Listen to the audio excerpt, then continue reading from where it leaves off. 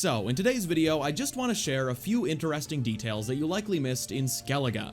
These rare details include 2 alternate quest endings that are pretty awesome, and are just great examples of the extreme care and effort that went into every inch of The Witcher 3. Just so there's no confusion, this video will be some odds and ends of rare outcomes and other interesting things I've dug up recently, with the only connection between them being that they're all located on Skellige, specifically on Skellige, which is the island where Krakenkrate's castle is. I try not to cover any rare details I've already seen covered by other creators in other rare detail videos, so hopefully some or all of these are new to you, even if you're a Witcher 3 diehard.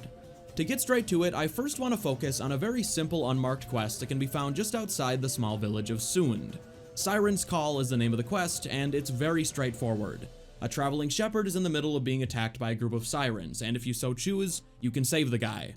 Once you've done that, he'll thank you for the trouble and the quest will complete. What? Enough chatter. My brother awaits.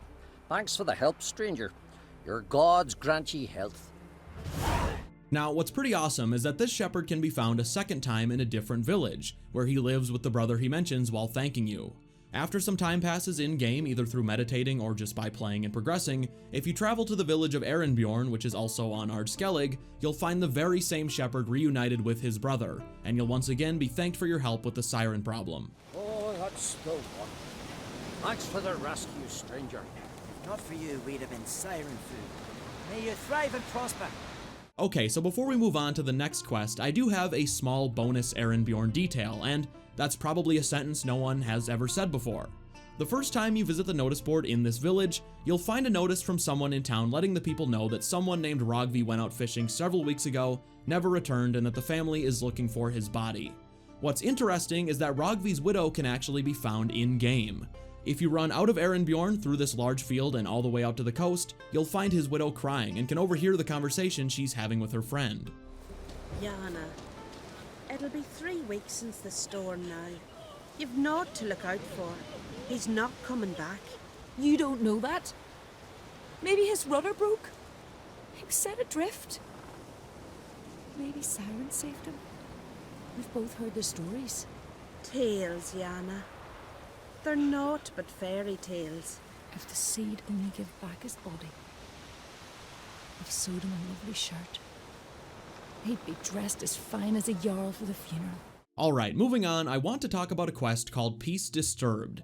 If you're the type to clear out every point of interest, you've probably come across this quest, but there's a bit more to it than you might think. When you get around to heading to the question mark where Peace Disturbed can be found, you'll approach 2 Skellige women standing outside what turns out to be a crypt. They'll call you over to them where they'll tell you what they've been doing and what they want. Came here to cut nails. Nails? Off corpses. Wraiths use nails to build their cursed longship. So you're hoping you can make them run short of materials? We would if we could get in the crypts. But there's ghosts inside. Would you tend to them? What follows is about as simple and straightforward a quest for a Witcher as you can possibly imagine. You enter the crypt, take out a few standard spirits before facing a night wraith, and after that the game prompts you to run back up the stairs to let the women know it's safe to head back down. Took care of the ghosts. Crypt is safe. Thank you for your help, white-haired one. We'll make a sacrifice to Freya in your name. Then the quest just ends, that's it. So, what more is there to talk about?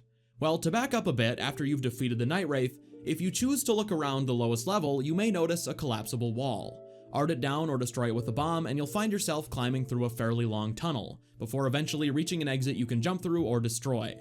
The exit comes out in a random clearing hidden behind some trees, and if you exit the crypt this way, you may end up somewhat confused, as where you exit is nowhere near the women you need to return to, and the quickest way back to them is to just go back the way you came, through the tunnel and crypts. If you instead decide to head out of the clearing, you'll see that it's hidden behind a bunch of trees, and definitely doesn't look like anything special. Also, if you run all the way around the mountain and back to the women, the quest ends the same way as it normally would, so what exactly was the point of this path the game doesn't call any attention to? Well, what's awesome about this quest, which again is called Peace Disturbed, is what happens if you ignore or miss the original point of interest and instead enter through the unmarked opening in the clearing without ever speaking to the quest givers in the first place.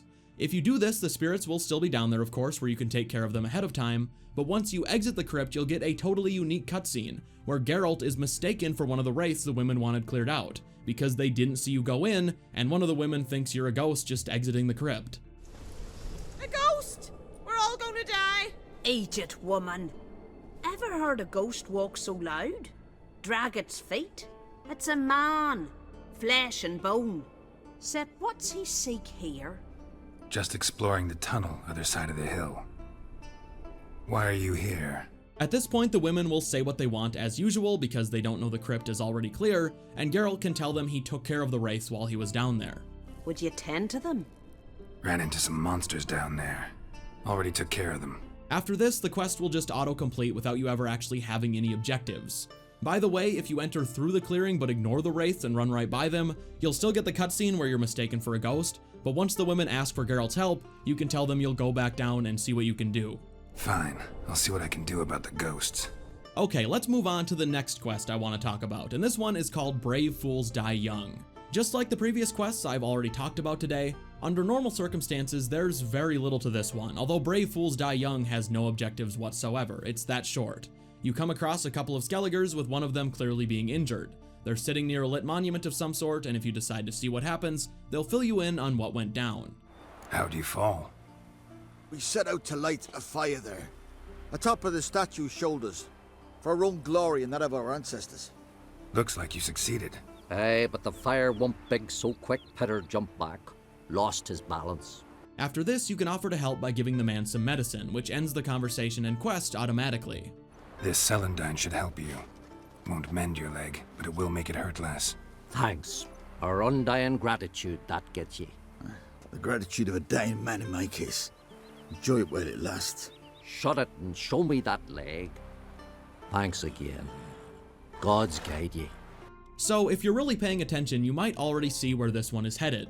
What exactly happens if you don't have any celandine on you because you cleared your inventory of it before starting the quest, which, realistically, is really the only way you wouldn't have any. It's a very common item that you'll always have a ton of. So, in true Witcher 3 fashion, the game is prepared for this possibility and has a unique cutscene ready to go. Celandine would dull the pain. Know where it grows. I'd go myself, but I'm unwilling to leave Peter alone. Pretty common herb. Must be a bush around here. I'll get you some. Thanks. If you do this, the game will assign you the quest and give you a new objective. Head to a nearby clearing and find some celandine. After you've done this, you'll need to head back to the monument, where you can check up on the injured man and see how he's doing. How do you feel? Same as before. Oh. After this, the dialogue is the same. You give him the celandine and the quest ends. However, another cool detail to do with this very same quest is that if you later return to the monument after you've completed it, you'll find a bunch of worshippers there saying their prayers out loud. May I never flee the battlefield. May I not die poisoned or ensnared in a trap. May my sword drip red with the blood of Nilfgaard. So that is it for today's video. If you want more Witcher content in your life, feel free to subscribe. I would definitely appreciate it. And now that we have a new Witcher game on the horizon, I definitely have a goal. I want to hit 100k before that new Witcher game comes out, which might be a tall order, but I think we can do it. Also, leaving a like does really help get these videos out there, and I'd appreciate that as well. I'd also be interested in hearing which of these were new to you, and if you have any suggestions or things you'd like me to investigate in The Witcher 3 or The Witcher 2 or 1 for that matter, feel free to let me know in the comment section. Thanks for watching, and I will see you in the next one.